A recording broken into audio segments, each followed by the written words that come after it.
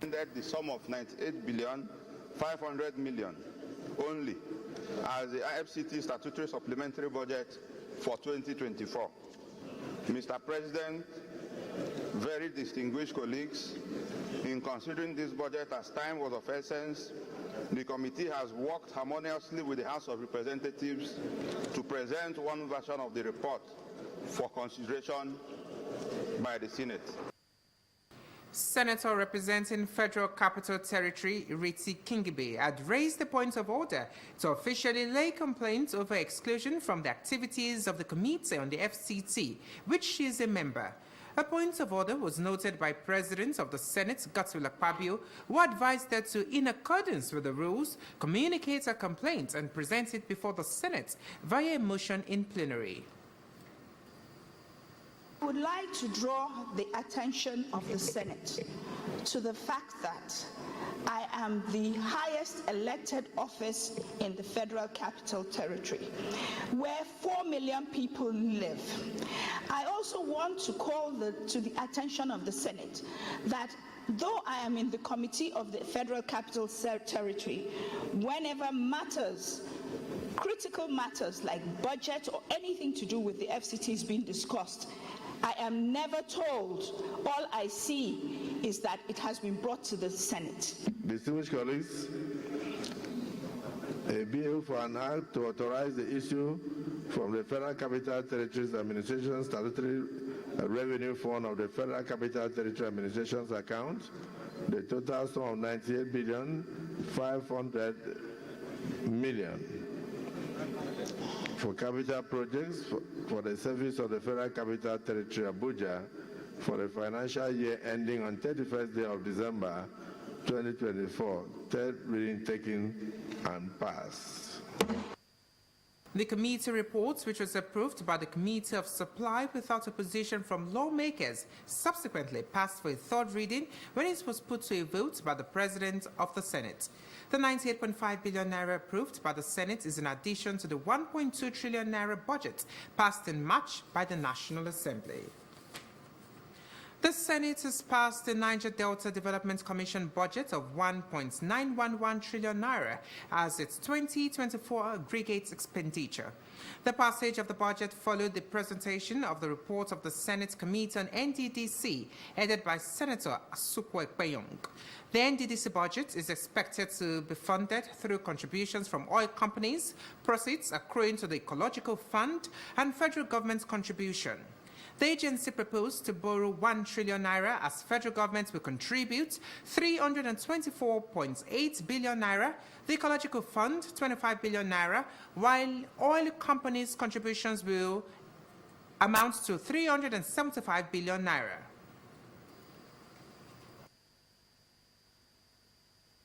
Borrowings 1 trillion, other internally income 5 billion. Total revenue 1,911,844,833,046 naira.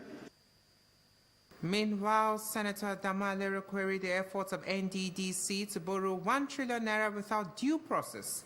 The lawmakers decried the poor infrastructural development in the Niger Delta region, which is said does not represent the huge funds invested in the areas over the years.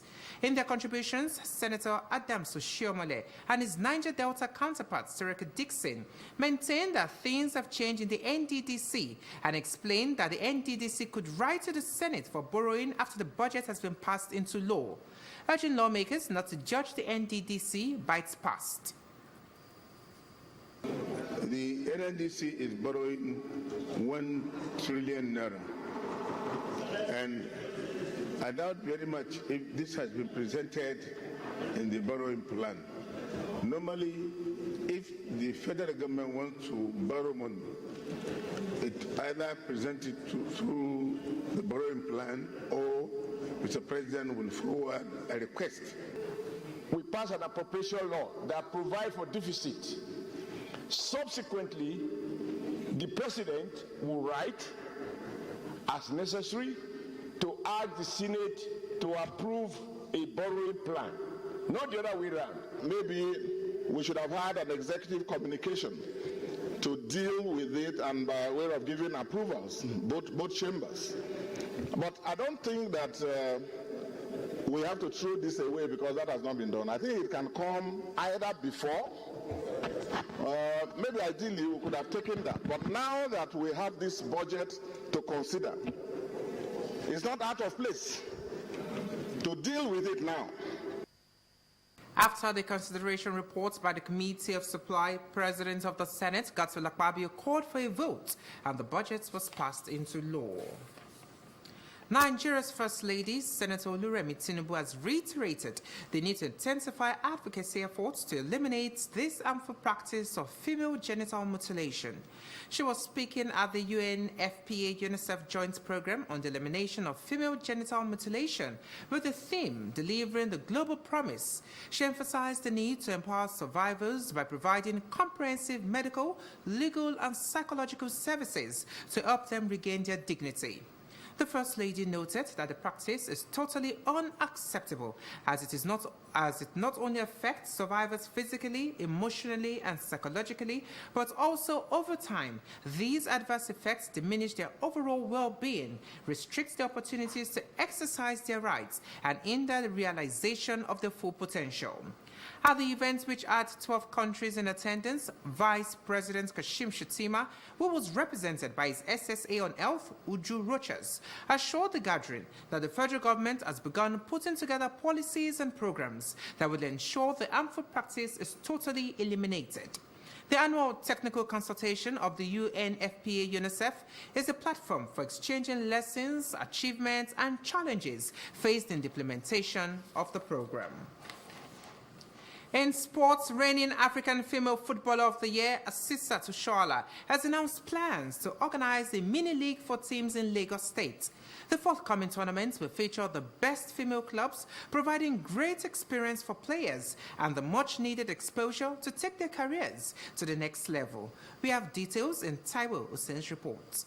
The Asisat Oshoala Academy moved to Surulere to empower young girls selected from various communities, including Orile and Koka-Aguda, for the 6th edition of the Foundation School project, organized in collaboration with the New Era Foundation, with support of the First Lady of the Federal Republic of Nigeria, Senator Oluremi Tinubu. The project, which has been held in different local government areas across Lagos, provided the opportunity for girls to hone football skills and focus on their education.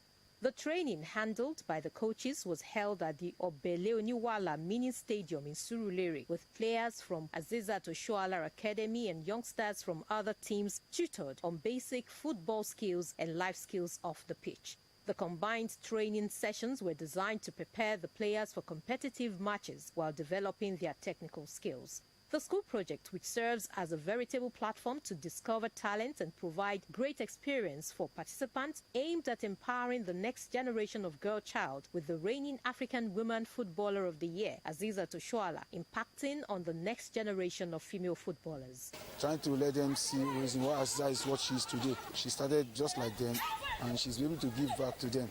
So they should also follow the same traits so that they can be better. That teach them basic aspects of football. Use the modern training equipment that we've gotten in our folds, and you can see them playing with excitement, enjoying every aspect of what they have been taught today. Some of the girls who participated in the training commended the football staff for the opportunity given to them to build careers and play professional.